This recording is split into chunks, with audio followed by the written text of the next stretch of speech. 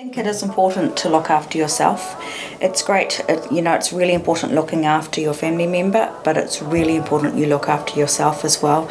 And if it does mean having to do something slightly out of your comfort range because you need it, it's really important that you access that, because you don't want everybody not being able to cope, and then it becomes a much bigger situation.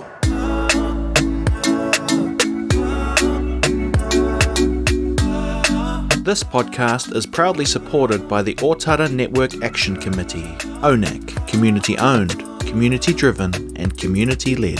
Kia ora koutou, hoki mai anō ki We Are Ōtara, the amazing local South Auckland podcast series that brings you our stories from our people about stuff that matters to us.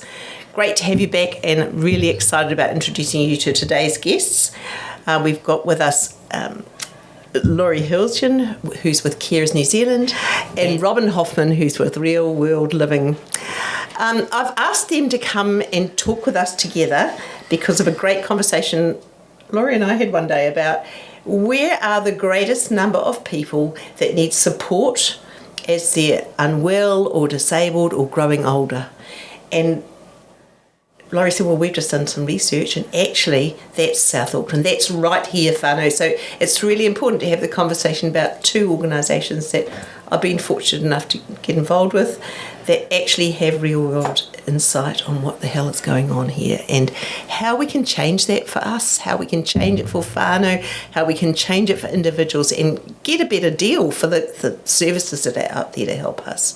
So I'm going to ask you, Laurie, to introduce yourself a little bit and share with us just sort of something as a background to the conversation. Well, kia ora everyone. It's lovely to be here. Thanks for asking us. We all know each other, which helps to have a conversation, doesn't it? But so I run Carers New Zealand, which is a national not-for-profit. I started that with just one other woman when I was 32, and I'm 63 now, so that was a long time ago. And we started Carers New Zealand because we were both supporting partners who'd had strokes, and nobody cared about us, and we didn't think that was fair. So today, Carers New Zealand is about 80,000 people, and Carers New Zealand isn't big itself. We do information, advice, and support, but we work in partnership with lots and lots of other organizations. That makes sense in a small country. We think there's about 1 million plus family whānau carers who are supporting a loved one who's unwell or frail or has an ongoing health condition or disability. We didn't know much about carers when we started, but a third of carers we know now live in the Auckland region, and Auckland has its own unique pressures around cost of living, housing, access to food, so we can talk more about that, but thanks for having us here today. Thank you, Laurie. And Robyn, what about your background and what brought you to your role? Kia ora, I'm Robyn. I'm a parent to a 26-year-old daughter who has autism and intellectual disabilities, and many years ago when she was little I worked in preschool as a support worker, and then I sort of stopped that when my kids went to school a little bit, and then probably 10 years ago I had a conversation with somebody and said it and about what I could do and what I could offer, and so I went to work at Disability Connect as an information advisor. I learned an awful lot. I was very lucky when my daughter was younger to actually have access to people that explained the system to me, so that was really awesome. And then I stayed there for nearly 8 years, and then I gained an awful lot of knowledge in that period of time, and then 2.5 years ago I decided I needed to change what I did a little bit and work with a particular group of people, an age group. So I went to Real World Living, which is in essence a vocational day service, so people that are over the age of 16. I have worked in the community side for probably the entire time I was at Disability Connect and at Real World, so I'm not based generally on site, so I am out in the community meeting with disability, non-disability, and finding the opportunities that are out there for families, but also making sure I'm aware of what is changing, what is out there. And so that was primarily what I did when I went to Real World, to find opportunities for the people we support there. So my knowledge has changed. I still work for Disability Connect as still doing information, but I do a parent support group every week, and I've done that 4.5 years. It's online, and I just want to be able to help families. For me, making sure families are knowledgeable and have that, getting empowered to learn and understand things and be able to speak up. It's really, really important.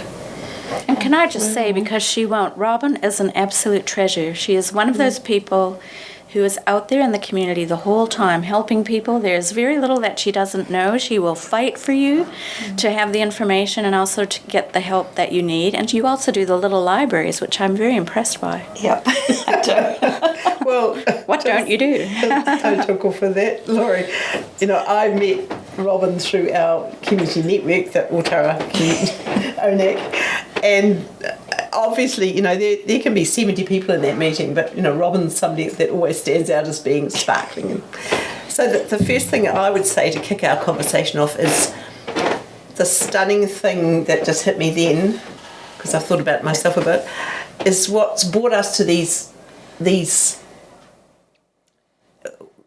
real life experiences about caring and to being involved in the industry longer term, and I put myself in that too, well, not so much the industry but the dynamic, is the fact that we've all had this real world experience. And when it's actually impacted you, you realise how important those infrastructures that sit around you are. And I sure as hell wouldn't have got through my dad, and his decline through old age without you, Laurie, and taking me on a journey. And that's the thing, I guess, for our people watching this video to understand, is that Carers New Zealand is available at the end of a phone. And what's sad is in the system, you shouldn't need a Carers New Zealand to tell you about these basic things that everyone should hear about and be able to access. To have to help people to navigate the basics still mystifies me that it's required, but that is what Robyn does all day, every day. It's what I do all day, every day. And your team is doing that too with the call centre and so on. But so that real world, the real person with the real experience that absolutely understands in their heart what's going on for you. And I suppose the other thing that strikes me, Judy, is caring is such a lifetime experience. If you're a woman, particularly, because 2/3 of New Zealand's carers are women, you'll probably have this role multiple times in your life. I'm 63, and I've been a carer for loved ones 6 times. I'm in my 6th time. Very different, everyone very different from each other. And you have to be able to access support. And then, of course, you're happy to pass that on, Robyn being the uber example of that. So is that a good place to start? Can you give us some of those amazing lifelines that are available for people? Do you want to start with that, right? We should point out, you specialise a lot in disability. Carers New Zealand exists for all carers, so that might be somebody who's older, it might be someone needing palliative care, it might be disability. So do you want to start with disability, because that's a hot potato at the moment, Robyn? Thanks. So what support is out there? And what support, and then how do we access it? So if I go back to when a person is diagnosed with a disability or is visiting a hospital in essence, and somebody says this is possible, you'll initially see either paediatrician, a neurologist, whoever that may be, and they'll give you some information. So this generally is the starting point, and for when they're children, I guess. And then the next step is they hopefully will send you on to work and income and give the child disability allowance. And then next should be Taikura Trust, which is in Auckland, so that will be the needs assessment service. So those are really 2 key things. And if they're in preschool or they're going to school, they'll have Ministry of Education involved as well. So you've got those 3 things. And families are really overwhelmed at that beginning part. So making sure that they know these 3 things, the other things can happen, but these are the things you need to access first. So the paediatrician, the taikura, and then the ministry. I think so, yeah. That, for me, those are the things that are really important, because people get given a lot of stuff, or they could be given a lot of things, information, and they're overwhelmed. So if you prioritise the 3 things that are actually supports that are you're entitled to, yes, in general, yes. And then from that you will have, there's a wait list for all of these things, of course. But when you go to Taikura in Auckland, there'll be a time frame, they'll do an assessment, and it's a needs assessment on the needs of the person. So if a person gets a disability when they're a bit older, the same thing applies. It's about the needs of the person, and they will talk about the needs of the family as a whole. So everybody's situation is very different. Nobody has the same situation. You may have the same disability, but everyone's different. So you'll all be, in essence, allocated different things. So that sort of process is hard, especially when you're having to tell not the greatest things about your child or your family member, because they want to know what you need support with. So it's not going to be all the great stuff. And that's not easy for people when they've just been given this information that this is So does it all happen at once? I mean, how do I get to see my GP? So if I go back to my daughter, so we're going back when she was at preschool. She was a year and a half, and they said there's something not quite right here, and so they referred us to Ministry of Education. At that time, it was Ministry of Ed, and so then there is a child team. And they came up to the preschool and said she needs support, but actually we need to refer her to a paediatrician. That could be done through the hospital. Through the hospital. So you could go via your doctor, the GP. You could go via Ministry of Education, but you can also, I think, self-refer. You can self-refer. You can self-refer, but the time range to see a paediatrician self-referral looks like. So just taking this right down so that... Self-referral, you would be probably ringing the child development team, which is the paediatric team. But it is easier definitely to go through a doctor or through... it's just a lot simpler. Because you're Often going to ask... you need a diagnosis, don't you? Yeah, so you won't get the diagnosis until you go to them. But in saying that wait list is... I think at the moment about a year for the public system. Private as well. For a mum and dad at home worrying. If you're in an urgent situation, can be. Then you can. Yeah, but definitely it's not short. There's never everything. Unfortunately, I will say in disability is slow. Nothing happens quickly, but things will happen. It just if you know how to do things and if you know the way it operates, it makes things an awful lot easier. And I also say to families, if you haven't heard back, ring and see where you are on the wait list. See where you are, because sometimes, unfortunately, things drop off. People drop off. So make sure that you're on that list. Or if something changes and becomes more urgent, then be the squeaky wheel, because the squeaky wheel does get there. It does. So what does urgency look like? Your disabled child's condition might be intensifying. Yeah. You know, there might be challenging behaviors that have developed that are creating a lot of issues for them and for the rest of the family. You know, I think you just need to say, we're struggling more because of blah, blah, and we need more urgent help. So I'm just thinking about how we capture this for our listeners, that perhaps we'll run, at the end of the podcast, we'll run some of those, the phone numbers to call at the hospital, the phone numbers to call at the ministry. So we'll run those at the end. So don't worry, Whānau, that information's going to be here for you. And Robyn, I think one thing that struck me as we were talking is sometimes people can hesitate to ask for help, or they can feel ashamed that maybe they're not coping or they need help. Do you want to talk about that a little bit? Yeah, so it is very difficult when you have this child that is not what everybody else has their children like, and unfortunately a lot of people keep their kids at home and make sure they're isolated so they don't have to show that this child is here. So I think, there is that, but actually the longer you wait, the more difficult, it's a bit easier to get support earlier on and be in the system earlier than later, because you've got that period of time that you've got to catch up on, and that time early intervention is key for when they're younger. It really is key, because you can get some of those supports, and some of those things can be helped quicker than if you wait until they're 7, 8, 9, 10 plus, when things are becoming way more unmanageable for the family if you just had some support at the very beginning. So you can get very tired if you're a family care, and the more of the complex support needs, you might be very burned out by the time you get that help, and that's not good for you or your family. Robyn, do you want to talk a little bit about in a needs assessment? I think it's important for people to understand the types of help you would typically get. Yeah. So there are... and the places you go to. So with Taikura, which is the needs assessment in Auckland for disability, there are multiple things you can have as supports. Now, that's the wrong word. You are entitled to some of these, or one of these, or multiple, but it depends on each case, which I said, every family's different, so everybody's family gets different supports. But initially there is carer support, which is allocated in days, and it's a dollar amount that is a contribution towards having a break. It's a respite break.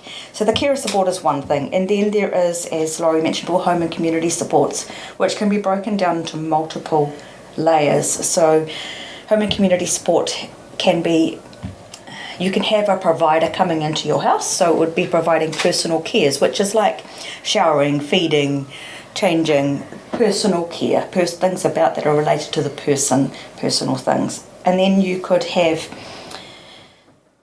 household management, which is like the cleaning and those sort of things. They don't come into effect till they're a little bit older. I think it's 16 helping or 18. Helping with meal preparation. Yep. But when they're older, that comes into play possibly. It doesn't always. And those can come through a service provider. You can also have another type of funding, which is still home and community supports, called individualised funding, which has still personal care, still has household management, but it also has a component called respite. And they're 3 different components, and you may qualify for one or none or all of them. It depends.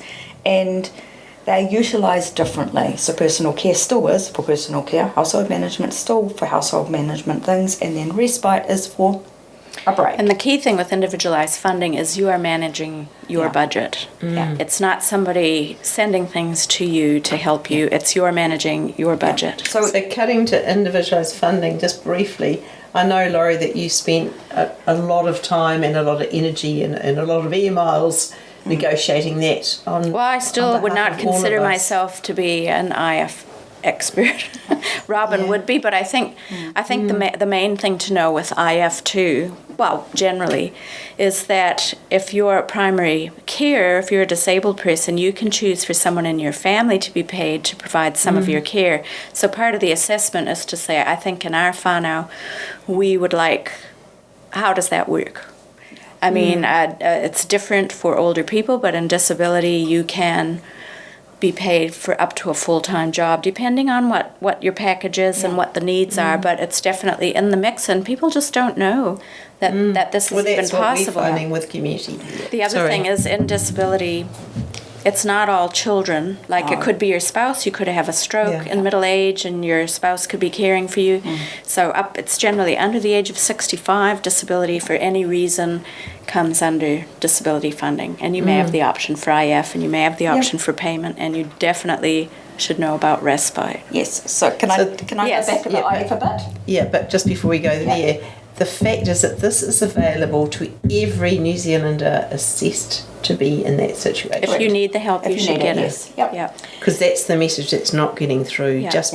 And to ask for it and be proactive, and don't be ashamed to ask for that help. I think that also people don't know these things exist. So if you do have an assessment with Taikura, they will say you possibly generally it's care support, but people don't know about these other things. And so they don't know particularly to ask. the IF. Yeah. Particularly IF, but they wouldn't even know, a lot of them, about the personal cares for under household and community supports, right? There is also, so in IF, everyone comes... So let's just go back on IF, because it gets so easy to start using these acronyms, doesn't it? Individualised funding, So that is money that is paid to families directly from the government. To a disabled person. Oh, yes, that's right. Yeah. So it gets paid it does go to the family, but it goes via a host. Yeah. So the host manages that funding, and I think so there are the choices, and if you do have Taikura, they'll say to you, there are 7 choices, choose which host. They all do the same thing.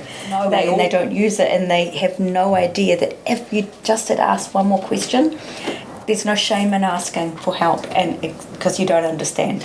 So are some of the hosts preferred over other hosts? No comment. It's your choice which host you use. You have a choice. If you don't like the host you're with, you can move. Some have different strengths, and that's part of what you'll learn on that journey. But I just have such compassion, even in this podcast conversation which we're having with your listeners. It's a lot. It's a lot. And so that's where it's important to know people like Robyn are in the community. Cares New Zealand is always happy to help. You know, the needs assessors are compassionate people. A lot of them have their own lived experience, and we hope to offer some clinics, don't we? Wait, that's a terrible word, but get-togethers. Where you can ask questions, and it's confidential, and we're nice, and we can try and help you and route you in the right way. So don't panic if you're listening to this thinking, "Holy moly!" What happens next? And so we'll there'll be something at the end of the podcast that'll give you a link to how you progress. And we are here. We are here for you. Yeah, it's amazing. Some more supports that are out there as well. Yeah. Okay. So also under Takara, I think it's kind of important that family know about all of these things. So we've done the main ones, and then there is also out-of-home respite. So that is provided by an external provider. In Auckland for under 16s, there are two providers, and over 16 there are 2 providers as well. There are very few houses in Auckland that are able to take your children to give you a break overnight.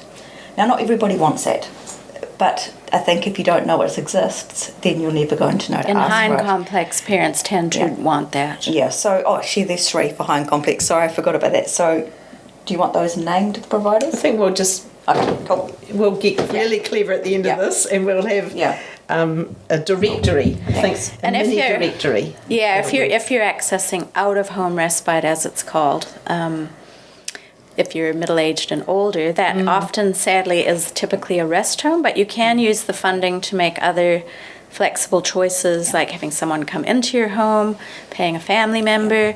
There's different choices, and that's why assessment is so important, because hopefully you hear about all your choices, or if you get stuck and confused, then people like us can help. One other thing is you need to be, really, if you're doing these assessments, you need to be honest, and you need to say it as it is. Because otherwise people can't, the person who does the assessment is not the person who's going to allocate the funding. So you need to be really clear when you're meeting with the person, this is actually the situation, because if you're wanting support, enough support, if they only know a part of the picture, you're not going to probably get the support you're actually entitled to, and it's really difficult.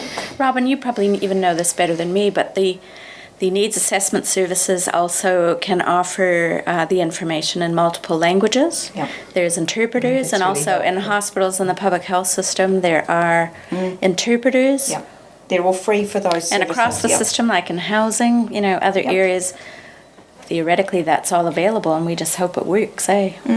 Yeah. So you just ring up and say, I would need like someone interpreter? Yes. Yeah. We'd like that support. And the access is to, you have to be a citizen, or is PR okay? Or I think PR is, I'm a PR. Yeah, no, I think so. Yeah, it's anyway. I know. But people on visas, no, not visas. Not visas, no. Yeah. I want to mention also, because this is a hot topic for me from my caring time, is often you might be supporting someone who has bowel and bladder continence needs. That's right. And that could be another area of shame or not. People buy pads and they just manage it, and they don't get a proper assessment. Your needs assessor will also guide you to the continence service, and if you are needing products to manage bowel and bladder needs, it's free based on need in New Zealand. So that also is something to bear in mind. Don't just struggle with that, because that is a big cause of burnout in family care. We have a lot of whānau coming here asking for product, and unfortunately we've had some, but I didn't realise it was free. It's free based on need. There is a limit, a maximum you can have per day for Shouldn't children. be a limit. There is a limit, but yes, and you can't get free nappies until the age of 4 plus. So it's not before 4. But even like in your community here, Judy, you could, people often share products that they have left over or no longer need, or somebody's outgrown, and I think that kind of exchange could be quite useful in this community. Yeah, really helpful, and we could just be a depot for, well, that's effectively what we do with clothes already, so. Yes. Yeah. Well, anyway, it's a thought. Yeah. In fact, we have done some of that. I remember during COVID we distributed a whole lot to some of the old people's homes and the retirement villages, so that was really helpful. There's great products, and if you can manage bowel and bladder needs at home, it will make a big difference to you to all of you not be stressed about it. It's just a normal thing. So there's just a number to call for that as well? Yes, at the end you can give the continence 0800 number. You can talk to a continence expert and they will guide you through. Yeah. In multiple languages? Not should be, because it's under the DET. It is. Yes. It's in the public health system. Well, that's wonderful. Yeah. I mean, it just... Yeah. It's to see it peeling away. Even looking back at my time with my dad when he was in a decline, all those things you just don't know about. Well, I don't like, people see the TV ads, go to the chemist, go to the supermarket, buy these products, and there are some great products that you can buy, but you need an assessment, because if you have a bowel or bladder need, it can be helped with drugs maybe. It can be gotten rid of altogether. So don't just suffer with it. You need a proper assessment, and then you need to get what free products are available. And then if you need other things, there's funding like the disability allowance, which is another layer of the onion. But, it's for those extra costs that people can have to help to buy stuff like that. Wow. We haven't touched on the work and income supports yet, so yeah. But yes, those are the main ones in that, Yeah, so... Thank you, Want to do the work and income? Yeah, let's do that. Okay, so we're still working with disability. Still on disability here. Yeah. So for a child up to the age of 16, it could be actually up to the age of 18, but 16 or 18, the family can get a child disability allowance. It's not means tested. You do have to have the criteria, and the doctor needs to fill in the form. And if you're above 16, there is a disability allowance for up to 65. Yeah. So there is the disability allowance that comes once they become, in essence, they become an adult. But if they turn 16, if they've been on the child disability allowance, they may be eligible for the supported living payment, which can start from the age of 16 and can start from the age of 8 or whatever age after that upwards. And those things are time consuming. Those documents are huge to fill in, and people can help you fill in those documents. And you can, Who would help me? Who would help you? There are definitely... For our listeners is what I mean. All of us. Definitely some of the diases can help you. So the Disability Information Services can help you. I mean, I think you would have filled some in at some stage, maybe. Well, they're difficult forms, but even if they're leaving school, transition coordinators can help with those forms, and they generally do help you with those forms. If you're in contact with any service, which by the time they're hopefully 16, you'll have some service, somebody should be able to help you. And every MSD office has a disability advisor. Yeah. There are people there. Probably best to go right to the source. Yeah. A lot of these things can be done online. Yeah. You can call the 0800 number. The supported living is easier to do in person. But I think it's 60 pages long. So it's not little.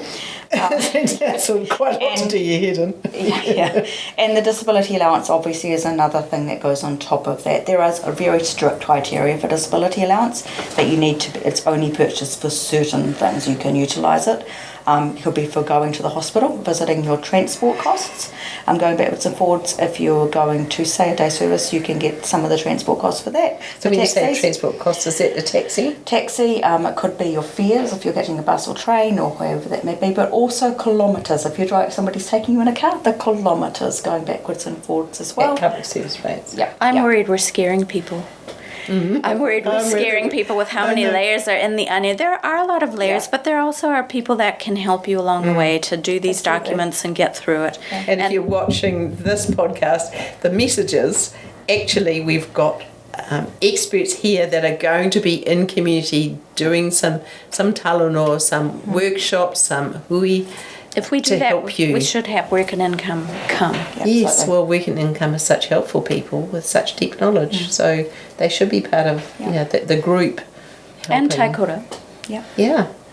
So we'll be publicising those on all of our communications platforms when those dates we are going could go on and on, couldn't we, Robyn? There's so much. There's housing, there's total mobility, taxi subsidies, I mean. Yeah. I do think total mobility is important, and then we can go to the people you look after more so than I do. But total mobility is available for all people. And what does that mean? So that is a ID card, in essence. It's an ID card that's with your HOP. It means you get a discount on your buses, trains, ferries. Is that being cut? it's still going to be there. It will be just, I think it's 75% now, and it's going to go back way down to 50%. I'm hoping it's not fully cut, but also your taxis. It's a really important support. And it's really important because families don't know about this, and taxis as well. It does cap to the level, but it will make a significant difference for families for transport. It does involve somebody just coming to your house, not from these people. There's a huge list on AT website, Auckland Transport website. You can call any of them and they can come and do an assessment. I think the card costs a small $10 or something to get it done, but for a person with a disability that often don't have an ID card, this is a photo ID card. Oh, yes. And you don't have to change it, it stays with you for life, for however long they're done.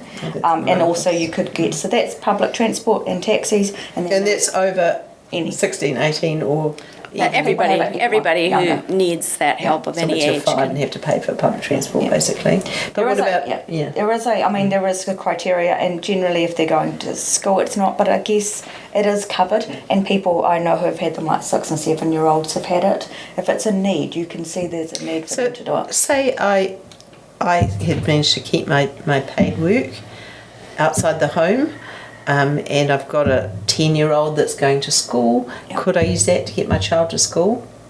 Yes, although we're now getting into the territory of the changes to disability funding, which were announced a few weeks ago, where there are some things still unclear about what you can and can't do, but my understanding is it is still covered using IF funding, but there is an expectation But even so, I think children... Are they still free on the bus, or they're very, very, very low cost for children to go on buses? We haven't caught a bus with our kids for quite I'm pretty a while sure it's extremely low cost, or it's free for children, and the carer goes free as well.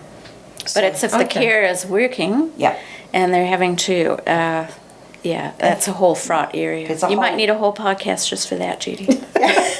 Well, the whole objective here is to sort of clear away some of this murkiness, isn't it? Yeah, but it's a difficult system, and it's not easy. I mean, it's taken years to learn this. Parents really struggle to work the higher needs the person they support. Yeah. They struggle to, school can struggle, and therefore that means you're going to get the phone call saying you have to come and get your child, and that makes it difficult for you to work unless you have a flexible employer. But we know a bit about that too, and so that's a separate conversation, but a really important one, because 90% of family carers are workforce age. Schooling's a different topic as well. Yeah, schooling. Oh my gosh, that's about 3 podcasts, isn't it, Robyn? We've got some key messages here. One of them is that you guys actually have a lot of answers that our families are seeking. Number 2, that you're here to give us some ongoing help through this platform and through coming to meet. You might need to do talk back with your call centre. Yeah, and well, maybe that would be clever, wouldn't it? We have an 0800 number, and that'll be at the end of the podcast as well, where community people in South Auckland from Ōtara, Māngere and Otahu can actually call a number and get someone local to talk to about their issues. And they may well be pointing you back to Robyn and Laurie, but it's a number to call as well. Yeah, and so I think we're all committed. That's the point, isn't it? We are all committed to upskilling in this area because we personally know how critical it is. Also, you've seen these issues here repeatedly. We've talked about it. Yes. So many people are family carers, or they have disabilities, or they're an older person, or, and the common experience of caring now is you're probably caring for more than one person in your family or whānau. We're living at home for longer, with higher levels of health and disability support needs. Everybody's living longer, so you're Everyone's doing it living for longer. And so, we're not in the sandwich generation anymore. We're the club sandwich generation. And it's largely women doing it. Yeah. And the point is that the services are free. A lot of the services are free. And... I think maybe before we move on, Robyn, we should allude to what's happened with Whaikaha, the Ministry of Disabled People. They administer all of the disability funding for disabled people under the age of 65 and family cares, things like respite. We at Carers New Zealand and the Carers Alliance are sad at the moment because Whaikaha's announcements stripped away flexible use of funding very suddenly a few weeks ago due to budgetary pressures. Yesterday, I was reading the new documents. Whaikaha has put out, it's restored or upheld a lot of the flexible purchasing for disabled people. But for family carers, flexibility has completely been stripped away, and I'm really gutted for carers because there aren't enough support workers to provide relief care to come into the home. People don't always have family members that can provide relief care, and there are not always services that you can pay so you can have a break if you're a family carer. And family carers were doing things like buying a device so they could access a yoga subscription online to keep in touch with friends and family, or they were getting a gym subscription so they could stay strong and well so they could keep caring. They were having massages. It's bloody hard to be a carer and do all that lifting and transferring. And I remember hiring a personal trainer because I knew I was going to clap out if I didn't. And it takes that kind of extreme pressure for me to get a personal trainer, let me tell you. Come on, you've been a gym buddy for years. But, you can't do any of that now. Can't do any of carers can't do any of that. So we are advocating for a restoration of flexibility for family carers. The unpaid work of New Zealand's family carers is at least $17.6 billion a year. The whole health and disability system would collapse without family and whānau. Their role is priceless from a social and family point of view, but it has a hard economic value, and we don't get it. That government does not get it, and they would find it so easy to strip that away. It's not okay, and we're fighting for you. Until they have that personal experience, of course. Well, a lot of them do, but I really, it's mystifying after all these years. I do not understand how it's so easy to do that to carers, but we are doing our best for you. You deserve flexibility. And I should point out, if you are caring for someone over 65 or if the person you support has an ongoing health condition and that's why you've got care support, you can actually still use care support flexibly. You can use it to buy devices. You can do more things than you currently can with Whaikaha. Whaikaha, disability funding, it's a tight close down on what you can do with care support. Not okay and not fair. And IFRS by. Yeah. Do you want to make some wrap-up comments too, Robyn? Trying to jump out. Don't say, I wish I said that. Do it now. I think if people have questions, just ask. Find the people to ask the questions. Judy will always know who to find, and I think it's really important. We're here to help, and we want to help. We want to make a difference so people actually know information, because if you know nothing, you're going to miss out, and then you struggle harder. So definitely I'm passionate about making sure families know what they're entitled to, but also understanding the system and navigating it, because it's a really difficult, as we've said today, complex system, and there's so many layers, and my heart is definitely in there and making sure families know and being supportive of them, because I know the journey. And it's not easy. It's a hard journey, and I guess that's my final wrap up, but we're here. Well, the fact that we've having this conversation, and I guess my message to whānau is that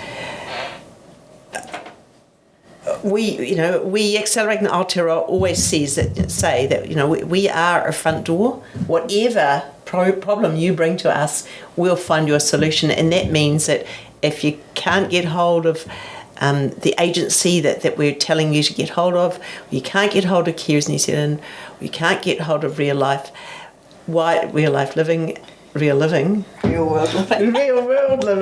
you can't get hold of real world living, just give us flick us a quick email at Accelerating Aotearoa, contact @ and we'll be able to put you through to them. That's my commitment to you, whānau, and thank you for listening to us today. This has been in our hearts for a long time, this conversation, and we're going to have more of them. I want to insert something, Judy, too, because we've talked about disability, children, young people, but the biggest population of family carers is actually in the older people space, older carers and carers of older people.